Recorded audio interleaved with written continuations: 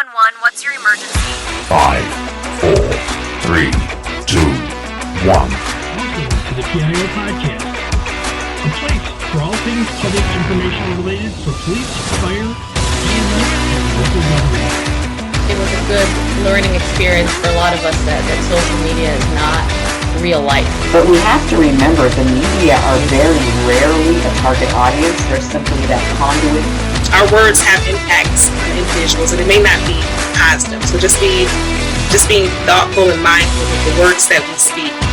I think what's so interesting about this position too, and this job and this profession, is that every one of us is looking for purpose, and when we find it here, that's it. To know is that a crisis for one is not necessarily a crisis for another.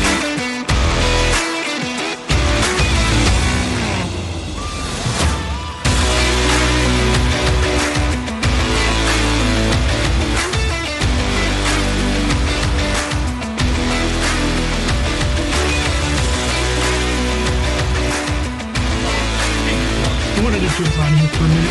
I hope you're enjoying our content. If you take a moment to look in today's show notes at the bottom, you're going to see a link that says support Hey, the show. do you want to? The PIO Podcast needs support to keep connecting with these amazing resources. Any amount helps. Thanks, everybody. We really appreciate it. Canal. It's okay. Everybody gets it wrong. This didn't say penal. Have people in Arizona.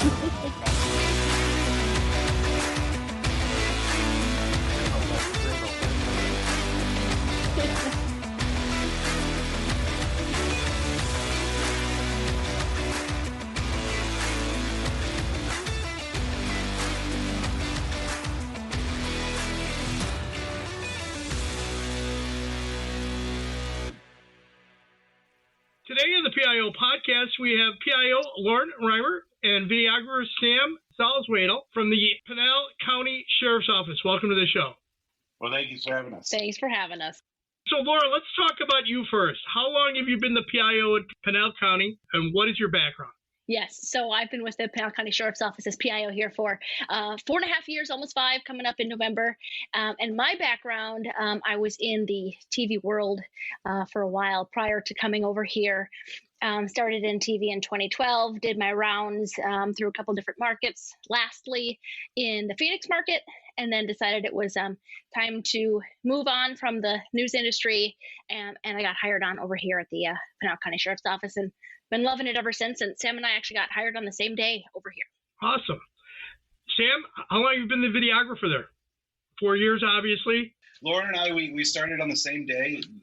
Ironically, we both worked in Tucson for a couple years together, and we also started here on the same day, but our jobs here are completely independent of each other. Like I didn't know she was the PIO until basically I was getting hired, and I don't know what she knew about me. But yeah, so we've crossed paths, and now we've been here since the exact same day. Her badge number is one badge number lower than mine. But yeah, I did 12 years in the local TV news business also. I did it all in the Tucson market though. I started off as a photographer and just worked my way into being on air. My last assignment, I was actually one of the investigative reporters at the NBC station in Tucson. So I was the guy you generally did not want to get a phone call from as a PIO. Gotcha. So for people that don't know where Pinal County is located at, can you describe where it's located at and what the current staffing levels of the Sheriff's Office, deputies to professional staff are right now? Yeah. Pinal County is just smack dab in the middle of Tucson and Phoenix, and just slightly to the west. So we're in the middle of the state, but we're also sort of a rural county, smack dab in between two larger cities. I think we have just under 600 employees. I think that might be counting our volunteers, 225 sworn officers. We also have deputies. We also have the jail here. So we have the detention staff. And I think at last count, our population was something like 500,000 here in the county. Okay. Yeah, it was like 450,000 or something. About still a good-sized county. The good population of that county then. Yeah, good size like this. The county is the size of Connecticut. So it's actually takes a long time to drive from one end to the other. Okay, yeah, and I was going to ask, well, what major cities in there that I would recognize? We're the plot of dirt between Tucson and Phoenix. We do have cities, of course, like Casa Grande is the biggest city. You know, Casa Grande is the city you drive through to stop at In-N-Out Burger between Phoenix and Tucson. But yeah, Casa Grande's our biggest city. Our biggest sort of incorporated, unincorporated area that's our responsibility. It's basically a Phoenix suburb. It's Santan Valley, which is basically Phoenix suburb. Phoenix is in Maricopa County, but Santan Valley is in Pinal, and that's our most populous service area. Yeah. The growth has been exponential over the last couple of years as the Phoenix area continues to grow. It's starting to spill into Pinal County, growing south and east. Okay. So my main reason for reaching out to you guys was I saw a post from you, Lauren, on LinkedIn in regards to the followers that you guys surpassed the NYPD for followers on Facebook. And I thought, wow, that's a lot of followers. And I was curious about that. So I wanted to see what I could find out. I mean, you guys are holding the number 2 spot below the FBI. That's pretty impressive. So let's talk about that. How did that happen? Well, thank you. Well, 4.5 years of constant work at it, and not like we were counting. No, we were. Sam had it on his whiteboard. I don't think anybody else cares except for us, to be honest. It was just a goal that we had set for ourselves. But really, so we've for years now, ever since Sheriff Lamb took office, he has put an emphasis on hiring civilian PIOs like us to dominate social media and win the internet. And Lauren and I have been at it for more than 4 years now, so we've definitely done, most of the work as far as the followers go. But we also started with a pretty good foundation, because before us, they also had basically TV news veterans in the public information office. Instead of teaching cops how to do social media, we have media people tell stories about law enforcement, which is really not a difficult transition for us. But before I got here, my predecessor actually, won an Emmy Award for a PSA that he did. And since I've been here, we've been nominated for 4 Emmys and won an Emmy Award again. So it's really just quality video, and that's what it all came down to. Our biggest thing, which you're probably aware, is our Fridays with Frank series. That's been going on for a couple of years, and that's absolutely hugely responsible for our success. But even before Fridays with Frank launched, we were passing agencies much bigger than us. So before you hold on one second, Sam. Hold on, before you jump too far forward, let's talk about the followers first. So you guys said you had a number in mind. What was it a number originally? Was it 500,000? So the day we started at the office, I think our Facebook follower count was like 60,000. And then, we had a small celebration when we hit 100,000, and then 300,000. And then when we just saw the momentum continue, it was kind of like, how far can we take this? Let's see how far we can go. And then we started looking at all of the top agencies in the country, and we just kind of set new targets for ourselves as we went along. Yeah, but even that 60,000 when we started was still outperforming our county size. Right. If we're looking at followers per capita, Laura and I took over at a pretty good spot. We've just kept the momentum going for a long time. Fridays with Frank. Is that Frank is a sheriff? No, he is a traffic cop. He is. No, all right. Let's talk about that. That's the irony of a traffic cop being an internet protagonist is hilarious to us. We completely understand it. Nobody likes traffic cops, but Frank is probably the most famous cop in America at this point, and it's just silly. It wasn't born overnight. So when Sam and I started, we kind of took it upon ourselves to do a ton of ride-alongs to get to know our deputies and the agency, and what was the internal culture. And if we're going to be doing all these videos that we've been tasked to do, we've got to be out with our people, following them around. The formula that has worked forever for shows like Cops and Live PD is to put a camera in the passenger seat and give people access that they normally wouldn't get. So we did a ton of ride-alongs until one day we just kind of stumbled across Frank, and it was internet gold, and the rest is history. Yeah, it really just came from Sheriff Lamb basically said, Sam, my primary job. So Lauren is our primary public information officer. I back her up when she goes on vacation and whatnot. But my primary job is to make videos. And Sheriff Lamb basically gave the directive, Sam, get in a cop car and shoot videos and put together videos, which was totally in my wheelhouse coming from the TV news business. And we did that a lot. And then Frank just happened to be somebody I rode with a couple of times. And after riding with him a couple of times, I was like, this guy's funny. He's pretty good on camera. So I pitched the idea of like, hey, what if we do this like cheesy show called Fridays with Frank, where we ride around the traffic cop and write tickets. And our bosses are crazy and let us off our leash a lot. And we rolled with it. And now our 100th episode is about to air or on air, depending on when this thing airs here. All right, I just brought up one of the, I think I brought up episode 96, the weird reaction that I'm looking at here. So I'll have to watch this because I was not aware of this thing. I did not go dig that deep enough to figure out what you're posting. That's why I wanted to talk to you guys. So you're putting out, is he your primary kind of your protagonist for your agency, or are there other things? Basically, yes. We try not to make one deputy the face of the agency, but he has become very popular. So we still try to put Sheriff Lamb on as much as possible. But yes, Frank is very popular. I try to mix it up and do ride-alongs with other deputies. Go to the jail and hang out with our detention officers and go over to dispatch and talk to our dispatchers. So we try to mix it up. But really, if you look at our YouTube feed, it's a ton of Frank. And that's something that the sheriff said to keep going strong on. It was actually about a year ago. I think it was after we passed the Phoenix Police Department, and that was kind of like our big goal. Like, oh, we're the most followed agency in the state. Like, we won. I was like, do we still going hard? Keep going hard with Frank every week, and the sheriff said, yeah, keep going. It's good for the agency. We're still it's still having a good impact. So we keep on doing it. Mm-hmm. Yep. And I will always advocate for putting your leader on camera as much as possible. They are the face of the agency, and your population needs to see them through the good times and the bad. We do a lot with the sheriff, but he's also really busy. And so we can't always have him at our beck and call. So we it's nice to have, a second and a third and Frank to jump in and be our spokesperson.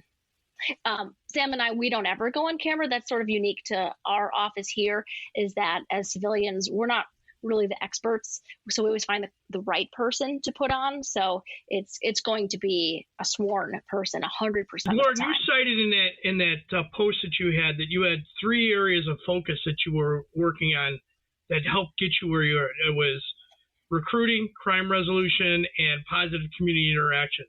So can we talk about those? Absolutely. So when you strive for a high following on your social media as a law enforcement agency, it is in part, an ego boost for your employees. For your PIOs, we get a kick out of it. But it's not just that, because there's actually a benefit to it. And the top 3 that I could come up with is that the wider your audience is, the bigger of a net that you can cast when you need help. We give our people stuff that they watch and they enjoy, and then every once in a while we need to ask them for help. So say we had a crime that was committed. Hey, have you seen this person? We post a photo. Have you seen this vehicle? The chances of you getting your request across the screen of someone who knows that person is much higher when you have almost 1 million followers versus 30,000 followers. So we've done that work to build that audience just in case the day comes that we say, hey guys, we need your help. Same with recruiting. Your agency is probably amazing, but if nobody knows you and they don't know your internal culture and they don't know your leaders because you're not promoting that daily on social media, how do they know you even exist? So we've had pretty decent success with recruiting, even as a rural county, partially because the general pool of candidates, they know our boss, they know our sheriff, they know our culture, and so we have some good luck getting people to put in their applications. And then just community interactions, and Sam can talk to when he rides with Frank, the number of people that just reach out and they're like, hey, Frank. It's ridiculous. Yeah. Frank can't pump gas without somebody wanting to take a selfie with him. It's gotten to that level, and it's hilarious.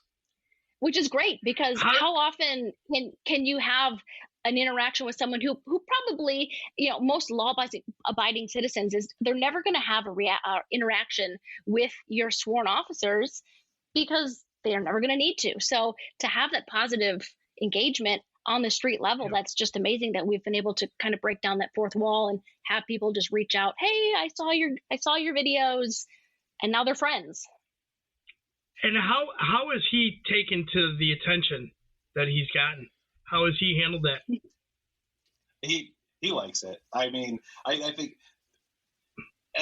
there in the past there was like, oh, they make me do it or whatever. But I mean, deep down inside, I think he's having fun, and I mean that has to be kind of cool. I mean, he's a 20+ year law enforcement veteran, and in the past couple of years, he's become internet famous, and that's be kind of cool.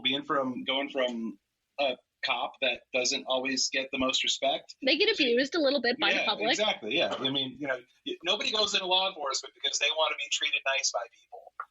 And that's Absolutely. So it's probably just a funny flip for him. And maybe 10, 15 years ago, he wouldn't have liked it as much. But after 20 years of being abused by the public, I think he appreciates the humor and how ridiculous the whole situation's become.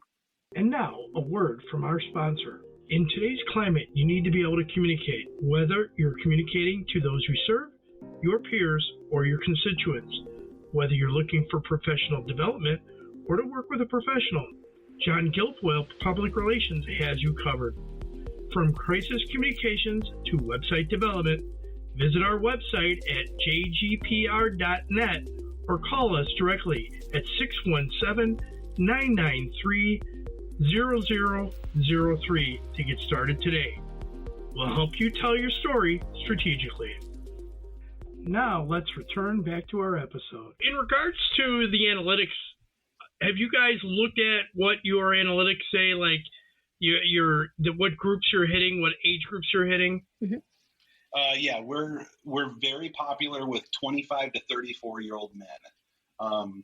But that's not to say that we don't see a ton of comments from women and in other age groups. But I mean, absolutely, if you look at the raw data of who's watching our videos, it's like high 80s, high 80% men, and the bell curve is 25 to 34-year-olds, which is actually awesome for recruiting because those are the people that generally are looking for jobs in law enforcement. We obviously want more people to come from all sorts of different backgrounds of life and, earlier ages and older ages, but it's a great recruiting demographic. But that's also not to say there aren't tons of women commenting about how much they love Frank.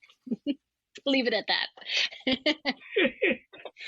Right, exactly. I hope Frank's wife doesn't get too mad, huh?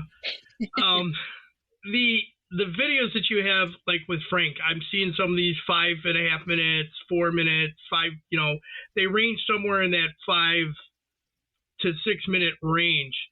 Is that the happy number? The goal is 3 minutes. And we didn't start that way. But Facebook, it literally says when you publish a Facebook video on the analytics on the Creator Studio thing, it gives you like the distribution checklist. And one of those checks is 3 minutes or more for a video. So Fridays with Frank for a long time has been 3+ minutes because Facebook deliberately rewards 3-minute videos. A lot of like the 8-minute or so videos, it's not because I was trying to stretch them to 8 minutes. It's because that one traffic stop was so ridiculous that it made an 8-minute video. But a lot of the videos that are like, some of the videos are 3, 4, 5, 6 different traffic stops turned into one video. I'm not going to do that to make an 8-minute video. I'm going to make 2 different videos instead of one because I want to bank episodes because I go on vacation, Frank goes on vacation, and we want to attempt to feed the internet every Friday. There's a lot of requests from viewers for longer videos, but I don't think people understand how long it takes for Frank and Sam to even shoot one episode. And they don't ride every single day. They may ride once a week. So but sometimes not even once a week. Yeah, you kind of get what you get, and you can't get more just because Sam's got other stuff to do. Frank's got other stuff to do. He's on SWAT. He has to do training, and we have to be respectful of his time. So it's sort of like we're fishing, and let's see what we get for one day this week. On a good day, we'll shoot 3 episodes. Mm-hmm. That's still pretty good. I mean, that's not bad. I mean, a lot of agencies, they'll be lucky if they get one video out a week, and or even take one video in a week. So yeah, that's not bad. In regards to your posting Facebook, you're putting natively onto Facebook, correct? You're not using third-party app or anything like that to post to it. Absolutely. The worst thing you could ever do. And you're not doing the link to YouTube or anything like that? Well, that's exactly what I was going to say. The worst thing you could possibly do is put a YouTube link on Facebook, stuff like that. So yeah, we post natively on every platform. Every platform has its own language, and we adjust for those platforms. Yes. You want to make it as easy for your viewers to see your content as possible. So we post. It's more work for us, but it's less work for them, and that's what people want, because it's, people can be lazy. Myself, on my own viewing practices, when I'm at home, if I scroll and you make me work for it, I'm moving on really fast. You got 3 seconds to capture your audience before they move on. So we post natively on Facebook, we post on YouTube, we do Instagram, and then we've also had really good success recently with posting vertical video on YouTube Reels. YouTube Shorts. I'm sorry. Yes. I'm a millennial. I don't know this stuff. So we can't do TikTok because government TikTok. We're not friends. But that same audience that's on TikTok is also on YouTube Shorts, so we can kind of capture those same eyeballs. So we have been posting, and we noticed we went from 100-something thousand on YouTube to 300, 600, and now almost 800. That was since October. We started posting the YouTube Shorts, and it just blew up. So You went from 100,000. You went from 100,000 to over 700,000. Yes, largely thanks to from YouTube, October last year. Largely thanks to YouTube Shorts. YouTube Shorts have been our moneymaker, if you will. YouTube Shorts have been ridiculous for us. The analytics, going back to analytics, like 90% of our YouTube views are YouTube Shorts. Not to say that our regular 3+ minute Fridays with Frank videos aren't doing awesome and get 500, 700,000 views a week, but our YouTube Shorts are getting millions of views. And that is a younger audience, I would say, because they like that scrolling habit that TikTok gives, that instant gratification of quick short videos that you can scroll. And YouTube Shorts are capped at 60 seconds. And if we're going down this rabbit hole of what platform does what, or if you want to do that later, but there's a different language for every platform, like we said, and we play different games, and it's kind of a moving target that we're always adjusting fire for. Well, yeah, and obviously every platform has got its own algorithm and what works. So you do have to adjust. The days of using Hootsuite or one of those other platforms to post across everything is a waste of time, because you lose people just by the language that you use in one post versus another. I never saw that as valuable even when I worked in news. Even when I worked in news, I was working for a station that was encouraging a Hootsuite type application. Like, oh, make sure you post through this application. It was silly. It always has been. And we're not a large agency. We don't have a huge budget to work with. So if we can save a couple bucks and just do it ourselves and post natively, I'm always a supporter of that, because it might take another 3 minutes for us. But in the long run, if it saves a couple $100 a year, then I think that's something that would be more responsible of us to do. When I don't know if you can support the results. And all of the platforms, I think all the platforms also prefer the native. Absolutely. You're natively posting as far as their algorithms, from the applications. So Facebook's going to show you a native video at a rate of 1,000 times more than distributing the YouTube link you put on your video, your post. Are you guys, do you see that you're going to make any changes in your campaigns, or are you, because it seems like you're watching it very closely. So, I'm assuming you probably make adjustments on the fly a lot. Let's take a quick break. When it comes to influencer marketing, there's a podcast that covers it all that you will want to add to your playlist. The Influence Factor by the Influencer Marketing Factory. They talk about influencer marketing, social media, the creator economy, social commerce, and much, much more. They cover all aspects, including the creator economy, social commerce, the latest trends, the metaverse, TikTok trends, and that's just the beginning. The Influence Factor by the Influencer Marketing Factory. Add the podcast to your playlist right now.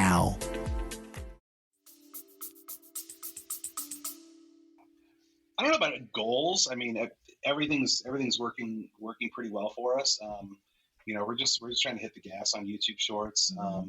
We definitely want to showcase as much as we can. I mean, Frank's not going to be around forever, so we need to be ready to adjust fire for that. But I think that'll be fine. We'll find different deputies that don't hate cameras, which can be a challenge for PIOs. Like, a lot of cops don't like cameras. We get that. But I think there's always going to be an opportunity to find other deputies. But I wouldn't really say we're trying to adjust anything, because we found a pretty good groove and we're always making little adjustments as we go. Is there any particular social media platform you'd like to see more growth in? Instagram. That's still lacking? Instagram? Yeah. We are cursed on Instagram right now. I don't know what is going on with the way Mark Zuckerberg does business, but he is not giving us any love on Instagram. No. Like, we have been like forever. Mm-hmm. Meanwhile, Facebook and YouTube are just through the roof. So Instagram is just there's something that they've done. There's something that they've done to their algorithm that a lot of agencies have not seen any growth whatsoever. I don't know what it is either. I don't know but if it's the political office issue, or we wound up with a couple flags on a few of our videos because you could see firearms in our videos, whether they were just in a holster or being cleared at a traffic stop or drawn at a SWAT call. And we got a couple flags. We fought those and they removed it. But I still think that, maybe because of the combination of things, Instagram just kind of silenced us a little bit. It's just not only that, but it goes way back to, we still can't get verified on Instagram. Mm-hmm. And Lauren's been trying for years. She's sent like her driver's license and sheriff's ID badge. I think I took a photo of the sheriff holding like something to show like, hey, it's me, I'm real. And they still won't verify it. So yeah. Instagram's probably our most hated platform right now, but we're not going to give up on it. We have 55,000-ish on Instagram, mm-hmm. which is still that's a good audience to be able to reach, but it's our most hated platform compared to where we have hundreds of thousands on Facebook and YouTube. Are there any platforms you'd like to expand to? Have you thought about Threads or, any of the other ones that are out there? I don't know if our audience is on Threads. As a very visual agency, we like our videos. The typed out word, it just isn't what we do. So I don't think Threads is where we're going to thrive. And I don't know if our audience is there. The same reason why we don't post a ton on Twitter, because we know when we're posting on Twitter, we're only really speaking to our local news media. So if there's an incident or something, we put it on Twitter to just say, hey, FYI, this is going on. You might want to be aware, because we know that it's not really our people that are there listening. So for those reasons, we don't spend a ton of focus on those two platforms, and I don't think we're going to change that. And I mean, quite frankly, as far as TikTok goes, we would love to be on TikTok. We're just not allowed to be. So if you're with an agency that will allow it. That's state law, right? That they banned it for all agencies? No. It was the county that made that decision that, until more reasons come out that it's safe, then for now, let's not. But there are other law enforcement agencies that are on TikTok. Successfully, yeah. Successfully. Oh, I know. Dallas, that, but we're not allowed to be. Yeah, Dallas PD's got a really good one. Yeah, exactly. Mm-hmm. So if you can be, absolutely. Like you're missing people. Anytime there's a platform, I mean, who knows what flavor of the week might come out in a couple of years. I'd love to get on it if we see that there's good reason to get on it. Yeah, and I'm not a fan of the dancing cop videos. If we had access to TikTok, I still would not do that. There's videos and content that we could produce without embarrassing our people, because if it's not something that I would want to do, I'm not going to make our people do it. So we would stay away from that regardless of if Fridays with Frank is wildly popular on TikTok. It's just not us. It's just pirates all over. Yeah, if you've ever seen the Pinal County Sheriff's Office on TikTok, it's a fake page. Don't follow us. Don't follow it. Watch us on YouTube instead. I'll make sure I put that in the show notes to you. Remind everybody not to do that. So is there anything else you want to add about how you got to such a high following? Honestly, just the allowances that our bosses give us. They understand that people today, they want to see their agencies on social media. They give us the freedom to do what we need to do. And of course, we run everything up the chain and we make sure everything's approved before we send it out. So we're not putting anything sensitive on the internet. But just the thought process that we came into just has made our lives so much better because we're not fighting against our leadership to do this. Yeah, I have a colleague at another agency, and He tells me about all of his hoops he has to jump through, and that sounds terrible. I mean, I walk into the sheriff's office. I'm like, hey, boss, I have a funny idea. And the response is, that's funny. Put it on the internet. That's basically how we roll, all the way to the top of the food chain, We do some things that are a little risky sometimes, I'll be honest. If you follow us for long enough, there are going to be some agencies who go, oh my gosh, we would never. But it's kind of worked out for us in the long run. We're a little edgy. We take some risks. We might be the black sheep of the family, but it's worked to our benefit. Well, you know what? If it's been working for you and you've got the support of your sheriff, then that's all you really need right now.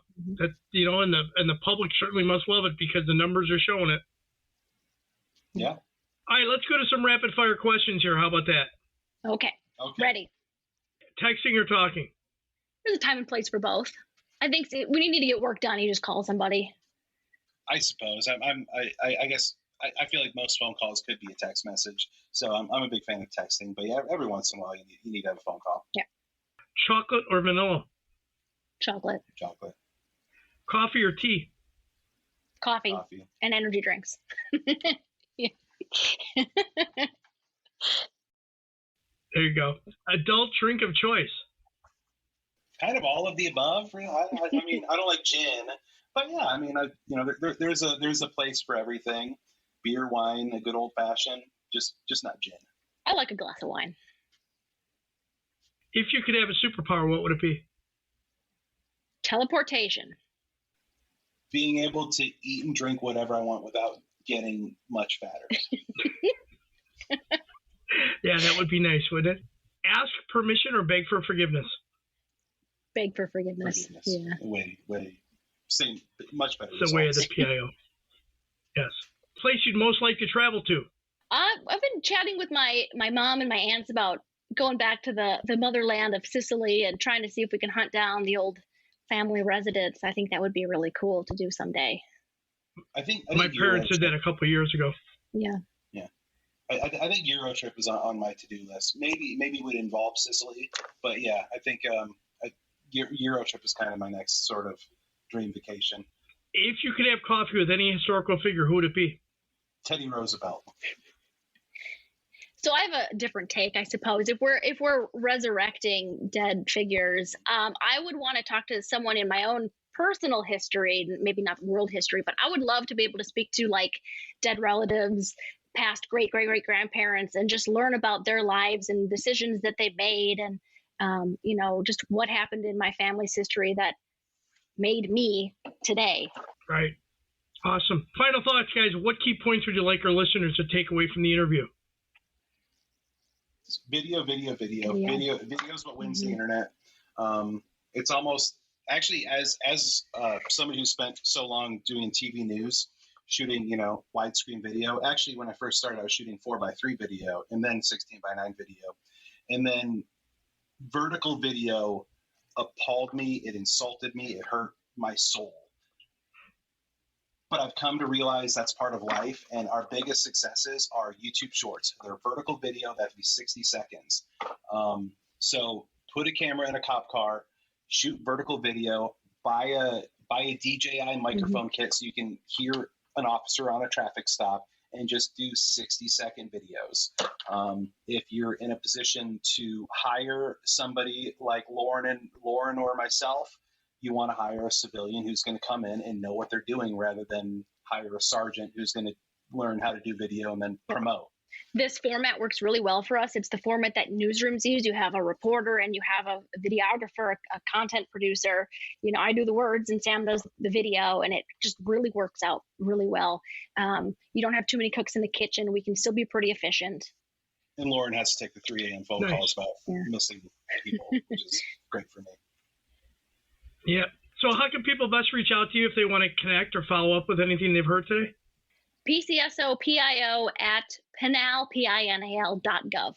That goes to both of us. That goes to both of us, yeah. Mm-hmm. We're pretty easy to find. I guess we're both on LinkedIn. And, Yeah, I'll add all that into the show notes. Guys, thank you very much for taking the time to do this. I appreciate you guys coming on the show. Yeah, thank you for doing what you do and getting us all together. And we all learned something from listening to your old podcast, so we enjoy that. And Thanks. Yeah, thanks for having us. Yeah. I think we've all seen from being in the business of working for the government doing public information that PIOs we're all helpful to each other, and we're here if you need help. And I know across the industry, people are always happy to help, and we're no exception. Yep. Thank you, guys. Have a great night. Thank you. Have You a good too. holiday. Thank you.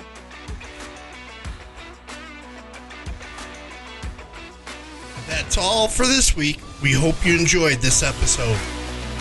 Thank you for listening. Be sure to subscribe to the podcast to get notified on the latest episode. If you are listening on a platform that allows you to leave a review, please give us a review. Any review is appreciated. To support our efforts with the PIO podcast, you can click on the support button in the show notes, and any donation is appreciated. Thank you.